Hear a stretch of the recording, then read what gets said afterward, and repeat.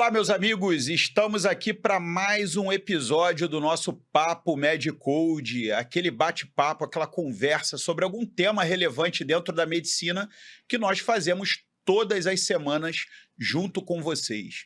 Hoje eu estou aqui mais uma vez, um prazer inenarrável com o Dr. Áureo do Carmo, e hoje nós vamos falar sobre um tema muito importante dentro da medicina, muito importante para todos os médicos, não importa se você trabalha com cirurgia, com clínica médica, com ginecologia obstetrícia, com pediatria, com alguma especialidade, se você trabalha nos OIs, né? É hipertensão arterial sistêmica. E aí, Áureo, tudo bem? Tudo bem, meu amigo? Estamos aqui mais uma vez aqui no estúdio, aqui gravando, né? E hoje um tema que eu que vou jogar em casa, né? Com certeza. Eu também, mais ou menos. Endocrinologia e hipertensão Também. não está muito distante, né? Vamos dizer que eu jogo em campo neutro hoje, né? Hoje é um amistoso, então. Exatamente. Bom, eu vou até para a gente começar, para quebrar um pouquinho o clima aí de início, vou contar uma história que eu acho que você conhece. Posso contar a história? Manda ver. Então, a gente sabe que na época das grandes navegações, né, existia um tráfico, né, de escravos da África para as Américas, para outros lugares, mas dentro da nossa história aqui para as Américas. E é descrito, né, na história que alguns ingleses, que não é o nosso caso, né, aqui a nossa colonização foi portuguesa, mas que alguns ingleses provavam o suor dos escravos, e aqueles escravos que tinham o suor menos salgado, eles tinham uma probabilidade maior de sobreviver o translado África-América. E, em parte, isso ajudou a elaborar uma teoria que é a chamada teoria dos navios negreiros, né? Que teoria é essa? Tentando explicar qual motivo os afrodescendentes, principalmente das Américas, têm uma tendência a apresentar hipertensão arterial sistêmica. E, tecnicamente, seria pelo seguinte motivo. Imagina você ser transportado numa caravela da África para a América do Sul ou para a América do Norte. Vai levar meses essa viagem. Sei lá, 2 meses, talvez. Muitos dias, né? Muitos dias, pelo menos. E a gente sabe que uma das principais dificuldades de você transportar dentro de um navio qualquer, imagina, quiçá uma caravela, é água potável, né? A água do mar é água salgada, e como é que você vai transportar água potável para todo mundo? E com certeza, se você está sendo traficado como escravo, a última coisa que eles vão fazer é te dar água para você beber. Eles vão beber a sua água, e você que se vire, né? Então, muitos morriam por desidratação, distúrbios hidroeletrolíticos, acidose, entre outras coisas. E isso gera uma seleção daqueles indivíduos que têm maior capacidade ou maior capacidade renal, por exemplo, de reter sódio e água. Então, esses indivíduos que sobreviveram a esse translado, que tiveram a maior capacidade de retenção de sódio e água, num ambiente rico em sódio e rico em água, tem uma tendência a desenvolver hipertensão arterial sistêmica. Isso. Já ouviu falar nessa história? Já eu vou te falar, a gente até hoje comete alguns erros, no Brasil, que eu digo, né? Em relação a essa população afrodescendente. Por quê? Se você for pegar lá o Harrison, o Cécio, você vai ver lá no capítulo de hipertensão que o inibidor ECA não é uma boa opção para os afrodescendentes, né? Isso não é verdade aqui no Brasil, justamente porque aqui a gente não tem uma população com essa característica que eles têm lá, né? Que é um hiperaldosteronismo, na verdade, né? E aqui o inibidor ECA funciona na nossa população afrodescendente. Você está falando basicamente da população afrodescendente da América do Norte, Da é isso? América do Norte é o que faz a gente... É o que está escrito nos livros. Essa teoria do navio negreiro, né? Aqui na América do Sul a gente tem outra população que veio da África, né? Não tinha esse controle, entre aspas, né? Que os ingleses, de repente, faziam, né? Então, aqui a gente tem, isso já tem vários estudos mostrando, né? E tem até subpopulações da própria África, que tem estudos que mostram que o território, por exemplo, de partes mais continentais ou mais internas, mais interiorizadas da África, em que tem escassez de água, regiões de escassez de água, você tem subpopulações com essa característica. Então, dependendo do local, né? em que essa população foi migrada, né, para a América, para as Américas, dependendo, né, da colônia, você pode ter selecionado essa subpopulação E também. isso é uma coisa também que não só geneticamente acontece a seleção, mas acontece a mudança no próprio indivíduo mesmo, né?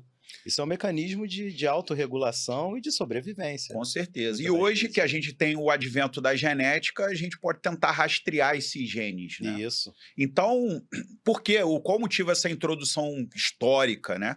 O motivo dessa introdução é dizer que a hipertensão arterial sistêmica, dentro da sua fisiologia, dentro da sua fisiopatologia, por ser doença, é uma doença genética, poligênica, provavelmente com gatilhos ambientais, correto? sem dúvida. É sim, é, assim, eu valorizo muito os gatilhos ambientais, né? Porque a gente vê que a pessoa pode carregar o gene da hipertensão, mas se ela faz tudo certo, ela vai desenvolver a hipertensão numa fase muito mais tardia da vida. Consequentemente, ela vai ter muito menos sequelas, vamos dizer assim, da hipertensão, muito menos lesão de órgão-alvo, né? Que é justamente o tratamento não farmacológico da hipertensão arterial sistêmica. A gente vai Isso, acabar caindo desse degrau aí em algum momento. Então, é o momento da gente falar em números, né? A gente falar, por exemplo, como é que se diagnostica a hipertensão, como é que se classifica a hipertensão. A gente sabe, né, que existem diversos documentos relacionados à hipertensão. Tem a recomendação da Sociedade Brasileira de Cardiologia, que, se eu não me engano, teve uma atualização em 2020, isso, e tem o Joint, né, de hipertensão, que, se eu não me engano, está no 8º. isso. Que sai a cada 2 anos, mais ou menos. Ou 9º, não sei se o 9º já saiu, É, mas eu acho que tá acompanho no muito 8º. pela Sociedade Brasileira de Cardiologia, É. né? E pelo que existe lá nesse documento, uma pressão para adultos, uma pressão ótima é uma pressão inferior a 120/80, Isso, né? Uma pressão normal é uma pressão entre 120 e 129, entre 85 e 89. Isso é uma pressão normal.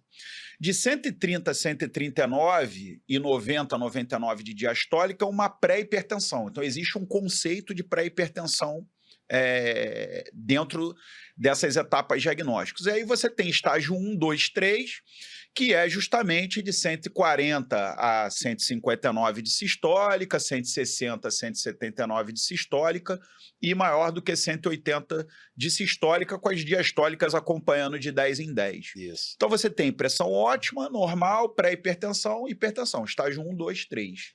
Tem alguns autores que aboliram o termo pré-hipertensão, porque na verdade já é uma hipertensão, né? Então, alguns autores aboliram, não tem mais pré-hipertensão, e a gente vai classificar a hipertensão como 1, 2, 3 ou 4, né? Assim, a gente tem cifras diferentes, por exemplo, para o idoso, né? Isso é super importante. Até algum tempo atrás, 10, 15 anos atrás, não tinha essa diferenciação, né? E até com glicemia isso acontecia também, né? Eu acho que, assim, para o idoso, ele impacta mais na tomada de decisão do tratamento, né? Essa questão do diagnóstico, e até te perguntar, a gente tem essas cifras, esses valores, mas, assim, esses valores surgem da onde, né?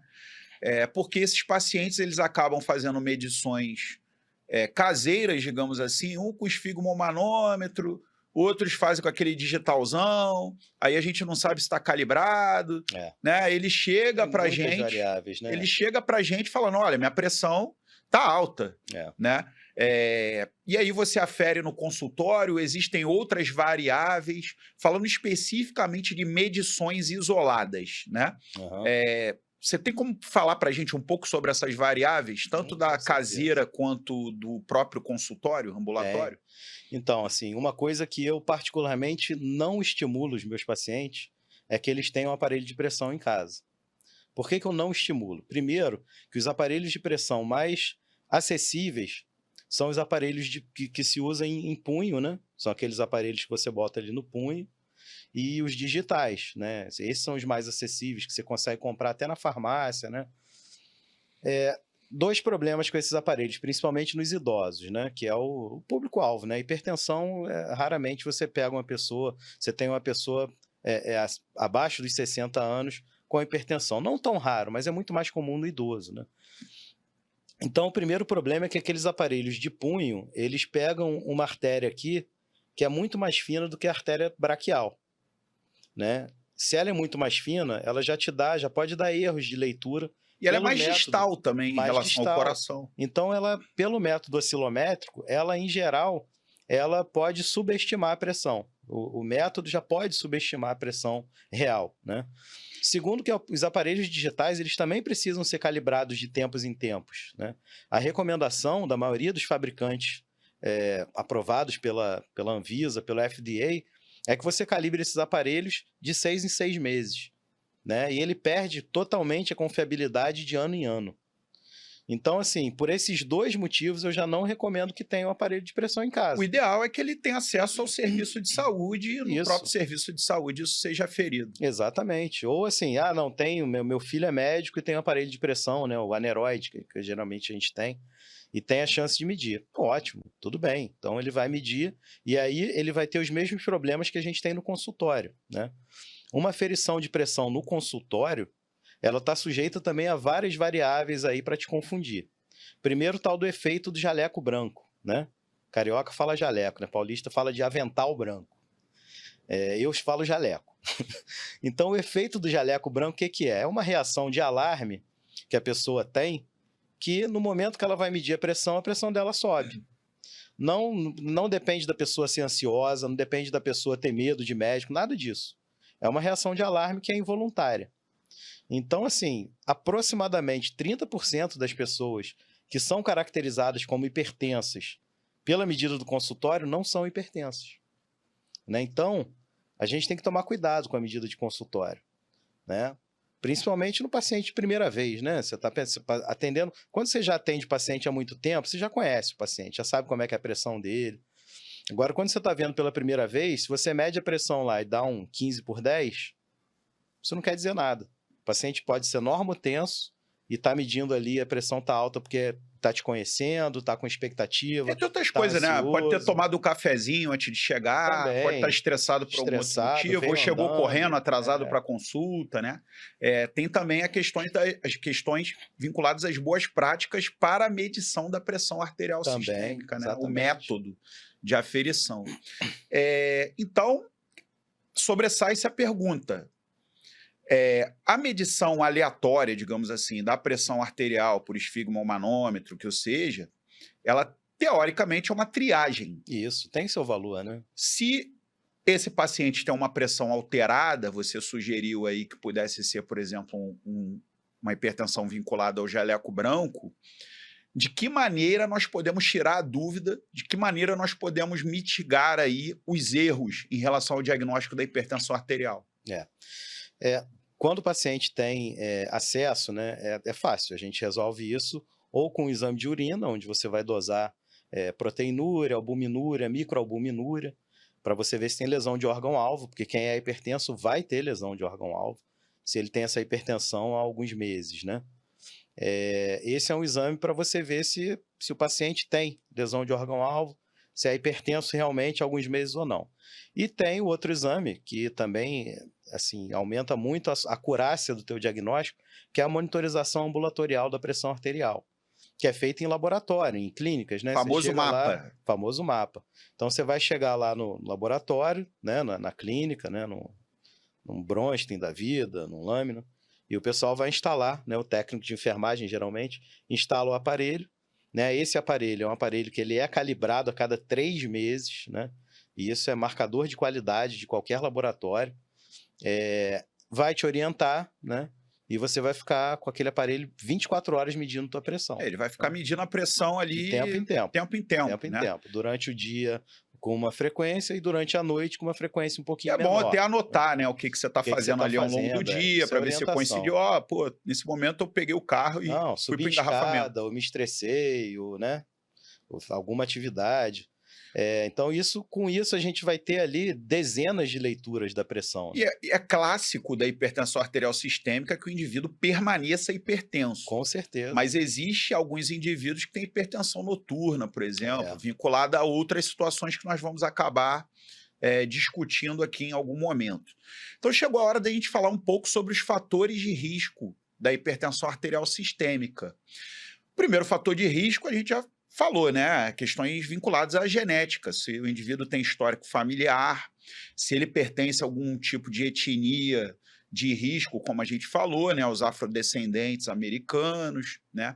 Existe, né, os ameríndios, né, os índios americanos e índios do Pacífico, né, nativos do Pacífico, que tem um risco de síndrome metabólica, Enorme, que a hipertensão, muito maior do que o resto da população. que a hipertensão está vinculada, né, à síndrome metabólica. Hoje não é o nosso escopo falar de síndrome metabólica, mas a hipertensão está ligada à dislipidemia, está ligada ao diabetes e pré-diabetes, está ligada à obesidade, né? Isso é mais hipertensão, isso é a síndrome metabólica.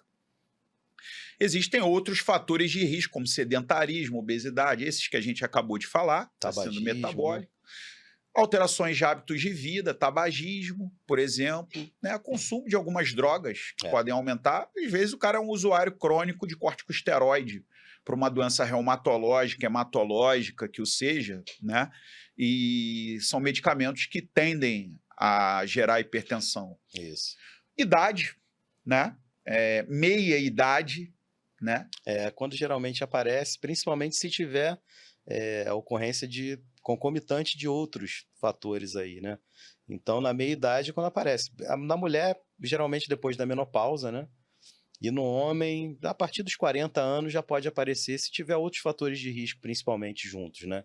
Se ele tiver ali um sobrepeso, sedentarismo. É aquilo que a gente falou, o indivíduo tem uma configuração genética, poligênica, e vai precisar de um gatilho ambiental. Uns um gatilho ambiental mais forte, ou em conjunto, sinérgico, somatório, outros com gatilho ambiental mais fraco, né? Existe isso. Esses são os fatores de risco. Mais algum fator de risco? Não, que eu saiba, maior, muita gente fica falando sobre estresse, né?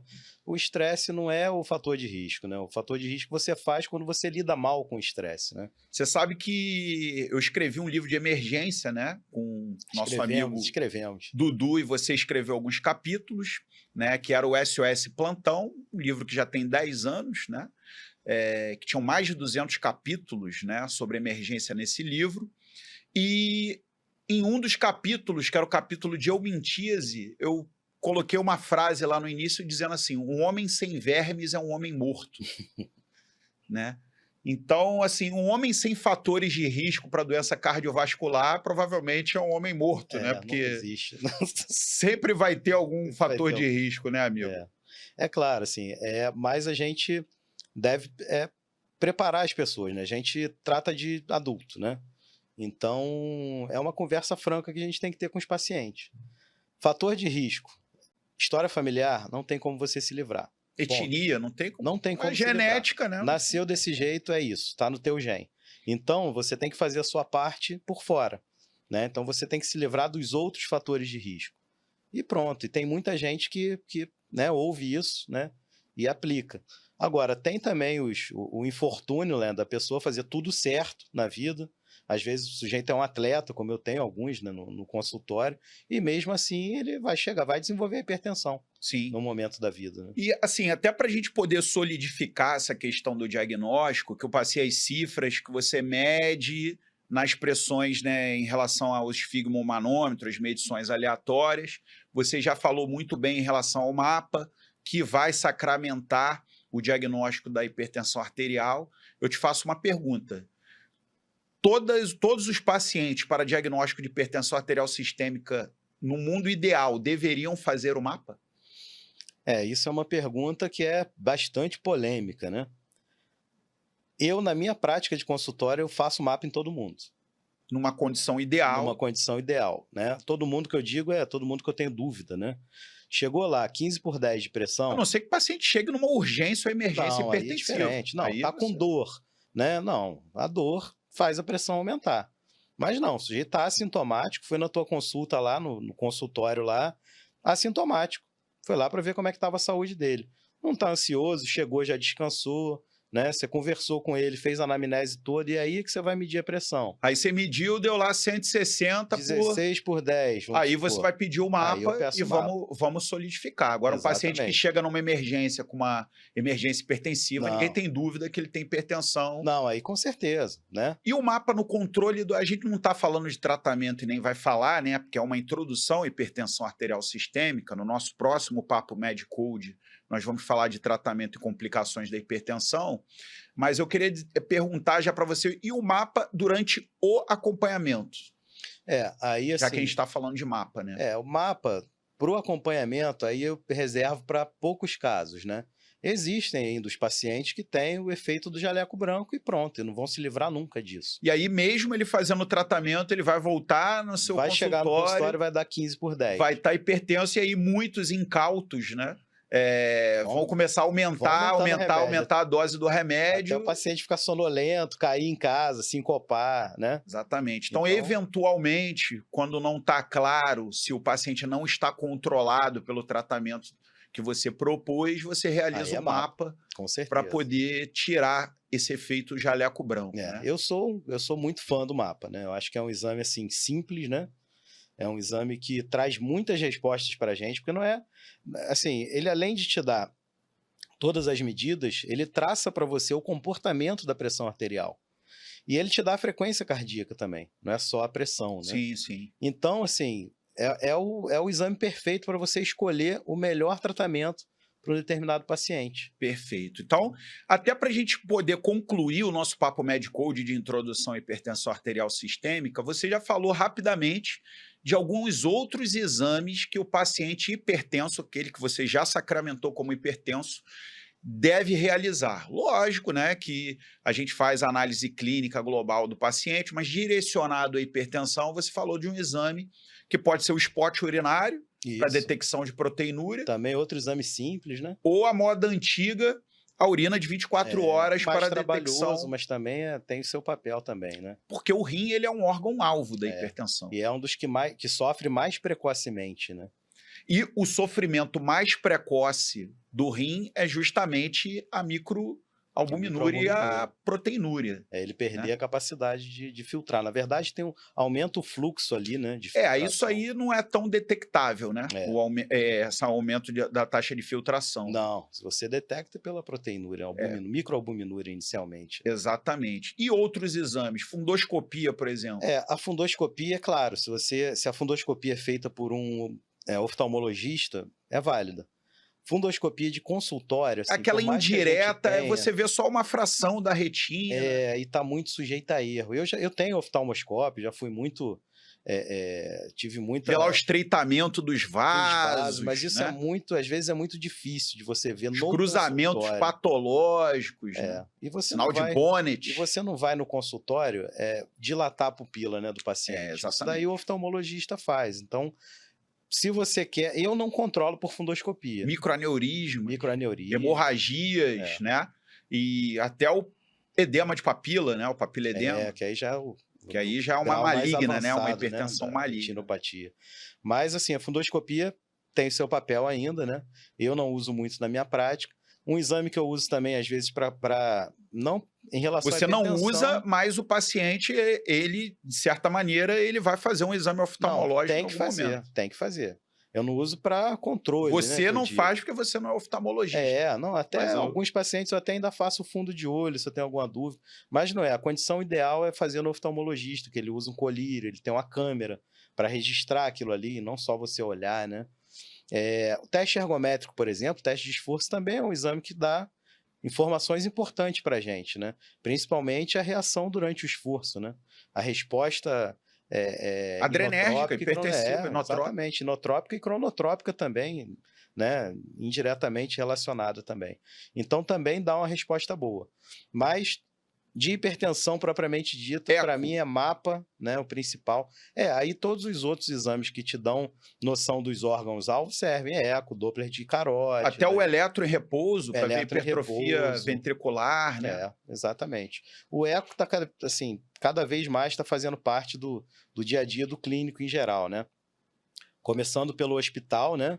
pelo CTI, né? Intensivistas hoje sabem fazer o POCUS, emergencista, né? E está indo para os consultórios também, né? Então, isso é uma coisa que vai ser um ganho para a gente. A gente conversou já sobre semiologia, né? Então, é a nossa semiologia armada, né? Perfeito, perfeito, perfeito. Bom, então, só para resumir aqui para vocês o que a gente falou no Papo Medcode de hoje, a gente falou um pouquinho sobre fisiopatologia da hipertensão arterial sistêmica, daquela questão, né, da doença poligênica com gatilhos ambientais. Falamos um pouco de causas até, né, da hipertensão primária, no caso, né, alterações por dor, hipertensão vinculada ao jaleco branco, né? Falamos de fatores de risco para hipertensão arterial sistêmica, dissemos para vocês como é que funciona o sistema de classificação da hipertensão arterial sistêmica e como você realiza o diagnóstico com as medições aleatórias, ambulatoriais e etc., mais o mapa, né? E falamos um pouco sobre os exames que são pedidos para avaliação de órgão-alvo, caso o paciente seja hipertenso. Espero que tenham gostado do nosso Papo Medcode. Algumas palavras finais, Auro? Só lembrar que, assim, que a hipertensão é a doença que mais mata no mundo inteiro, né? Ela vai levar a doenças que mais matam no mundo inteiro. E que a gente falou aqui de efeito do jaleco branco, hipertensão do jaleco branco, né? Mas só para sedimentar que as medidas esporádicas da pressão arterial têm sim muito valor, né? Porque vai medir, vai dar alta, o sujeito ali vai procurar assistência, né? E ótimo, se for uma hipertensão do jaleco branco, ótimo, melhor ainda. Mas não pode deixar de procurar ajuda, né? Mediu, deu alta, procura ajuda. Porque se você for hipertenso, você não vai sentir nada, né? A gente não vai falar de sintomas, né? Mas a hipertensão ela não dá nenhum sintoma. Então é assassino silencioso. Então mediu, deu alta, procura ajuda e vai esclarecer. Vai ver se realmente é uma hipertensão arterial porque sistêmica. pode ser realmente uma hipertensão e você não está sentindo nada, né? Exatamente. Bom, espero que tenham gostado do nosso Papo Medcode de hoje. Na semana que vem, a gente continua com o tratamento e complicações da hipertensão arterial sistêmica. Um abraço e até lá.